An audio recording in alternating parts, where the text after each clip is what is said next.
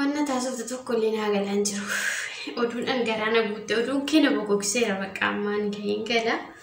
Nagaan ture giifti koo wayi cinqii malee naasoftu baratti yeroo dhuma hunda waayee cinqii wayi ati moo ati hiriyaadhuma koo ta'uu keebbadii bar.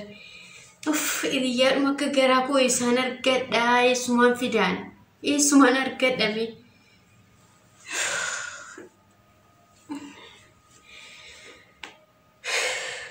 Atamma jaalala dhiisii yoo jettu maal sitti fakkaate giifti koo? Moo ofii jaallachuu barbaaddeeti caala namaa kan gooti yoo kan nama biraa ta'uu hin danda'u baakisi. Nanaarsi kan hin deema bakka amma nagaan turtii gaarii natu dhufe waa sitti muu balleesse bar siluma waa sitti muun hin ta'u dhufanii dhuma waa sitti muun hin ta'u tasumayyuu lammaffaa dhufe waa tokko sitti ni marraan booddee waa tokko xixiqqis hin jedhu bakka. Karuma itti garaa sitti matan hin qabdu kaati kunoo iciitii qabuun beektu isaa hin lafa lafta ofiitti. Kun hin eeggana. Maal jechuudha ammoo haasawumti kee tokko naa galaan jiru bar wanumta taasiftu tokko iyyuu naa galaan jiru. Ayaan tokko baqana deemaan ka'ee baakis. Warqii taa'ee sayyuu hin deemtu. Awwaan badaa miti kanatti caalaa ofii kee barbaaddeette. Giifti kan yeroo itti nama jannatu yeroo itti nama jaalladhu sin qabu. Jaalalliin koos janjanaan koos barumsa qoqqofaan yoomiyyuu kana beekuu qabdu bareechitee baruu qabdu waan akkasii yaadiini. Otuma ta'e mooriyyaa kee ta'een kan biraa sirraa fudhachuu deemaan nama akkasii miti ishee akkuma ofii kee hin ta'ini nama akkuma ofii keetti hin laaliin. Namni hundumtuu akkuma bifti isaa garagaraa yaadni namaas garagara kanaafi kan akkuma ofii keessa irrattuuf jedhee malee guyyaa tokko gaafa sii gadi garuu inni ayyaantu naan jechaa turte sun dhugaadhaa jettee gaafati gaaffitu dhufa. Kanan dagatiin garuu gaafa gaaffitu. Otoo teechaa naa wajjin haasoftee si hoyyaa amma barrii darbattee to'uuf deemtu kan. Maal ta'u waan namni siin jedhu dubbaa dhageesse garuu. Namni tokko yoo ofiisaa wallaale wanta namni jedhuu fi wanta gochaa namni godhu laale namarraa barata. Ati garuu jecha namaatirraa hin barattu, hojii namaatirraa hin barattu. Maal si fayyadee? Waan tokko si hin fayyadne. Amma yoonaa janajjante erga kutaa meeqatti kutaa afuritti janjanaa jammarte waggaa tokko guutuu isa janajjanaa baate waan tokko si hin fayyadne nooma kutaa shan xumurarra jirra waan ta'eef bu'aa isaa waan argitanatti fakkaatu miidhaa isaa malee barumsa keetti raaxxaa walamaa jirtu olii gadi. Kanaaf barumsa keetti jabaadhu jedhee si gorsuun kun badiidha. Kuni waan badii tokko sin qabu. Waan nama haasofsiisu tokko sin jiru haasaa biraa waan nama haasofsiisu sin qabu. Amma oduudhaan garaana guuttee jettu kana dogorsaan garaana guuttee jetti maal qaba? Namni gisee tokko namni kun otuma beeku karaarraa jallata. Osuma beennutti karaarraa jallanne karaa sirrii dhiisne karaa hin taanetti qajeelle.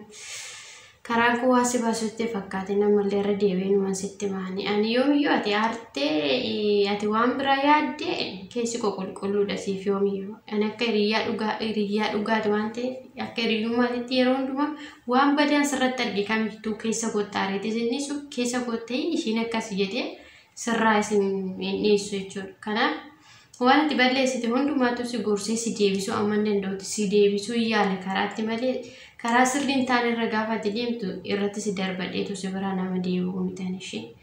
Kanaaf ani yeroo tokko harmee koo baay'een galateeffadhe yeroo hundumaa na gorsite yeroo hundumaa gorsa ishee tanallee kan na qajeelche karaa gaarummaatti irra na oofuu yeroo hundumaa baay'eetti naan loltisi na gorsitisi. Maatii ofii sodaachuu yeroo tokko baay'ee waan nama fayyadu qaba. Maatii ofii sodaa dhabuun garuu miidhaan inni keessa jiru miidhaa isa keessa jiru ati duubattee gaafa sii galee hubatte dheeran. Ani harmee kee birallee deemee isaantillee dubbachuu wallaalee garuu dura immoo si gorsee waan ati gootu kanarraa si deebisuu qabadee ta'e yaadee tan sitti dubbadha qubaatti malee maatii kee hunda bira deemee akkasiidha jedhee akka isaan gorsanii si deebisan yookiin si gorsanii yookiin si rukutanii si deebisuu danda'u maatii keetti waan ta'eef kanaaf isaanitti immoo wallaalee miti. Garuu ati diddee jennaani isaanitti immoo gootillee dirqama ta'a jechuudha. Gaafsan immoo kana caalaa akkasitti cimu beeki. Maatiin keetillee akka baay'ee sitti dheekkamaa beektamti gaafa kana dhaga'an. Kanaaf oduu maatii kee birallee hin ga'iin gaafa sanii ayyaantuun akkas na goote ayyaantutu na himeen jedheen garuu ani siif jedheen kanan godhu kana hunduma isaayyuu siif jedheen akka ati barumsa keetti jabaatuuf jedheen malee waan biraa dhiibbaa tokko sirraan ga'uu barbaade miti. yookiin immoo akka ati jettu sana isa jaaladhee isa sirraa fudhachuu barbaade miti ani isa dhiisee eenyumayyuu hin jaaladhu ammaaf yeroo itti nama jaaladhu hin geenye waan ta'eef kanaaf kiyya amma hundumti isaa daftara koo qalama koo kitaaba koo isa bichaadha isaanan jaaladha isaan irraa baay'ee jaalalina qabee jira giifti koo yeroo itti nama biraa jaaladhu hin qabu kanaafuu ati akka deebituuf jedhee waan hundumaa fakkeenya meeqasiif kaasee waan meeqasiin jedha malee ani waan biraa yaadee miti kana hubachuu qabda akka ati yaaddu sana yaadee miti kanaaf tasgabbooftee doktara gaggaalee nafaan haasoftii maaliif kana jettee na gaafatte illee yaada bareeda siif kan deebisa waan kana jedhu hundumaa sitti simaan jirammoo siif galuu dide malee garuu guyyaan sii galu tokko immoo hin dhufe yaada. Kanaafuu mee tasgabbaa'ee taa'ee naasofna fiiddeedhuma bahuudhaan kaatiniitii waan namni siin jedhu dhaga'iiti yoo hunda fudhachuu baate tokkoof lama keessaa fudhadhu gorsa namni siin jedhu. Nama tuffate nama tuffachuun gaarii miti yoomiyyuu namni xiqqaas haa ta'u guddaas haa ta'u namni beekumsa isaa yoo namatti hime nama gorse nama sana tuffachuun hin barbaachisu gorsa nama sanaa keessa namni kun maaliif naan jedhe namni kun maaliif na gorse laate jennee hubannoo irraa argachuudha barumsa irraa fudhachuudha malee ishiin akkasiidha inni akkasiidha emeluun akkasiidha jennee bira darbachuun bira dabarfachuun tuffachuun nun barbaachisu. Ati immoo umurii kanatti nama tuffachuun tasuma Yuusuf hin ta'u nama yoomiyyuu tuffachuun hin ta'u nama jaaladhu kabaji yeroo hundumaa malee ebeluun sun akkasiidha ebeluun kun akkasiidha jettee nama tuffatiin atallee amma na tuffattee na ceeba'aa jirta akka keetti bakka na jibbiteetu waan meeqa haasaa jirta dubbachaas jirta kunoo sin arga garuu asitti naaru maaliif wallaalummaa sirrii taphata kaa tuubee ittiin gootu kana waan ta'eef. Kanaafuu akka ati deebitu barbaade kan hundumaa sitti haasa'e kan waan hundumaa sitti dubbadhee si loleessi gorsu malee ansharri biraa si yaadee miti. Kanaaf oona dhageessa ta'e na dhageetii deebi. Kanaaf yoo ta'e immoo maatii keetti illee hime hamma danda'amutti isaan illee si gorsanii icciitiidhaan harmee keetti deemee hime isaan si gorsanii si deebisuu danda'u.